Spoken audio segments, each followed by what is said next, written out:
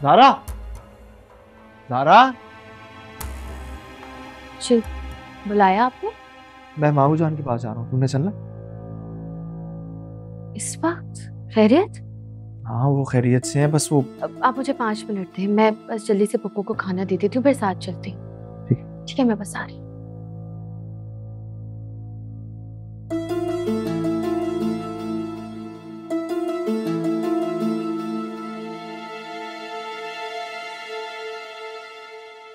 इनके साथ कौन है?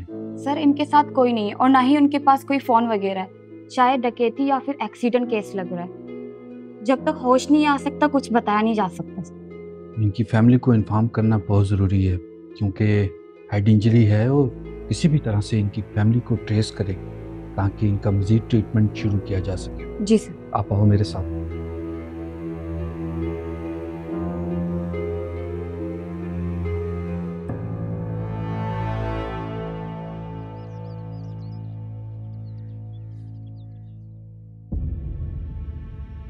कहाँ जा सकती हैं ताईजान? अब्बा किसी के साथ गई हैं, क्योंकि आज से पहले तो वो कहीं अकेली गई नहीं है, तो आज कैसे चली गई? कुछ कह नहीं सकता हूँ।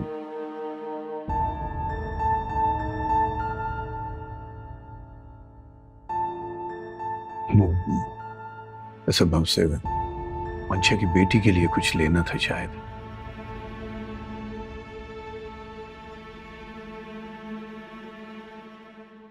अच्छा, क्योंकि बराबर वाली आंटी से तो मैं पूछ आई हूँ, उनके साथ भी नहीं है।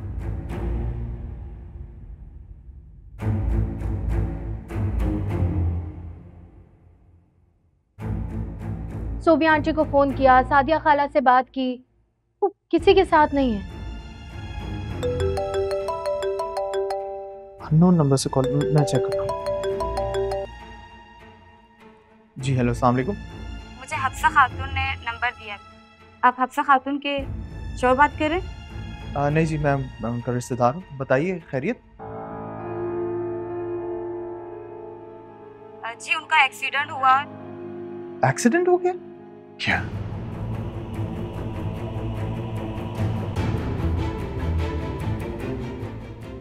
कौन से हॉस्पिटल?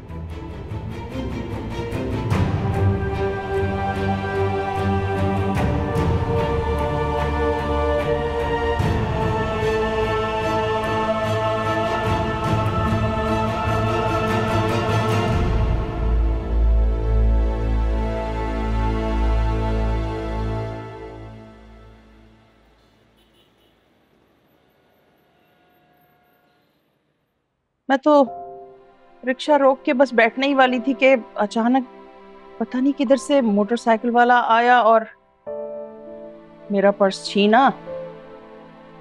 मैं उसी वक्त गिर गई वहां। होश नहीं रहा मुझे, मोबाइल भी पर्स में ही था मेरा।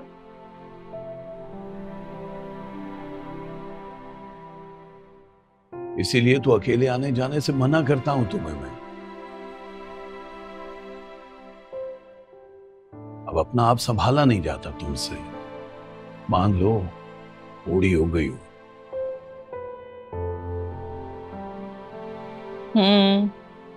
मेरे बुढ़ापे पे बातें करने वाले खुद शायद ये भूल गए हैं कि 2 कदम चलते हैं ना तो खुद ही हाँफने लगते हैं।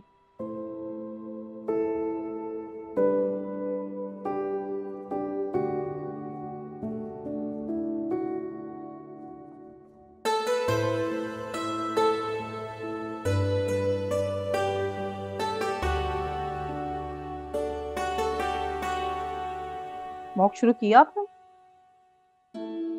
बहुत दर्द हो रहा है, वॉक कैसे करूंगी? मैं नहीं कर सकती। देखिए वॉक बहुत जरूरी है। वॉक करेंगी तो बेटर फील करेंगी, फिर आपके स्टिचेस भी जल्दी हील होंगे और फिर आप अपने बेबी के पास भी जा सकेंगी। और वैसे भी आपकी बेबी ने कुछ दिन और नर्सरी में रहना है। ठीक है, अपना ख्याल रखिएगा। ओके।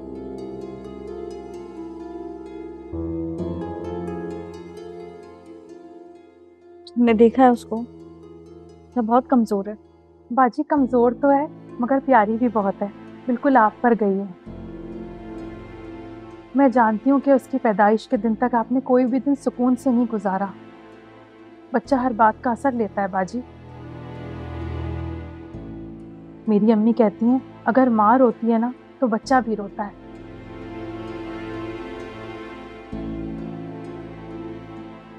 लेकिन आप फिक्र ना करें, सब ठीक हो जाएगा। मैं फ्रूट काट के लाती हूँ, ठीक है?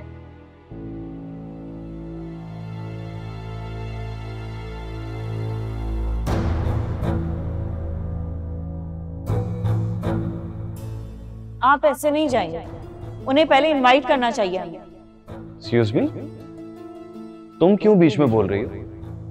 तुम्हारा इस घर से और इस घर के किसी फर्द से कोई ताल्लुक नहीं है। अब जबरदस्ती इस घर में आ ही गई हो तो चुपचाप बैठो, अपने काम से काम रखो, हर मामले में बीच में मत बोलो।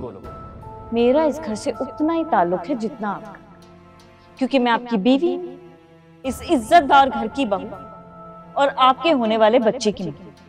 इतना ताल्लुक काफी है या और बताऊं? इसलिए मैं तो इस पार्टी में जाऊंगी क्योंकि ये मेरे भी घर की पार्टी है। तुम ऐसा कुछ नहीं करोगी। तुम्हें कितना शौक है ना एक के बाद एक तमाशा करने का। पता नहीं किस खानदान से ताल्लुक है तुम्हारा।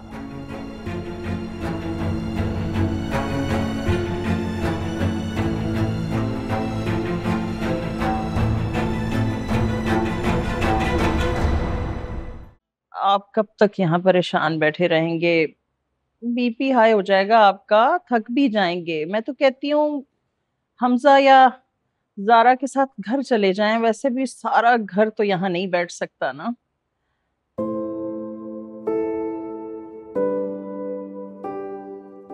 मेरा तो अभी तक ये हिस्सा सुने हैं, पता नहीं कितने दिन अस्पताल में रहना पड़ेगा।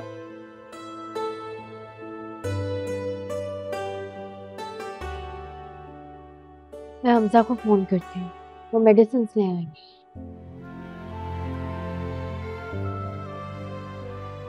और अब्बा आप प्लीज घर चले जाएं, आराम कर लें कुछ दिन।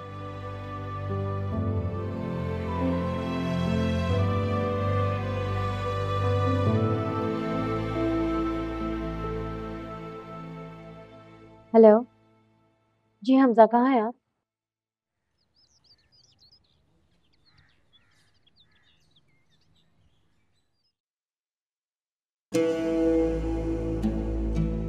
तुम? हाँ मैं। पर तुम यहाँ क्या कर रहे हो? तुम्हारी तो बीवी भी प्रेग्नेंट नहीं है बेचारी। यहाँ तुम्हारी वालदा जो है वो एडमिटेड है, लेकिन तुम्हें उससे क्या फर्क पड़ता है कि कौन कहाँ है, क्यों है? और खुद को तो तुमने इस काबिल छोड़ा ही नहीं कि कोई तुम्हारे बारे में पूछे, तुमसे हमदर्दी करे। मुझे तुम्हारी हमदर्दी की जरूरत भी नहीं। और फिर इतना झूठ बोल के तुम क्या ही हमदर्दी कर लोगे? अच्छी तरह जानती हूँ मैं, इस हॉस्पिटल में ना तो मेरी माँ इलाज अफोर्ड कर सकती है और ना तुम्हारी बीवी। अब अगर किसी दोस्त की खिदमत में आ ही पहुंचे हो तो जाओ, जाके खिदमत करो, मुझे आगे बढ़ने दो। तुम ना बहुत आगे निकल चुकी, लेकिन अब वक्त आ गया कि मैं वापस पीछे आना पड़ेगा।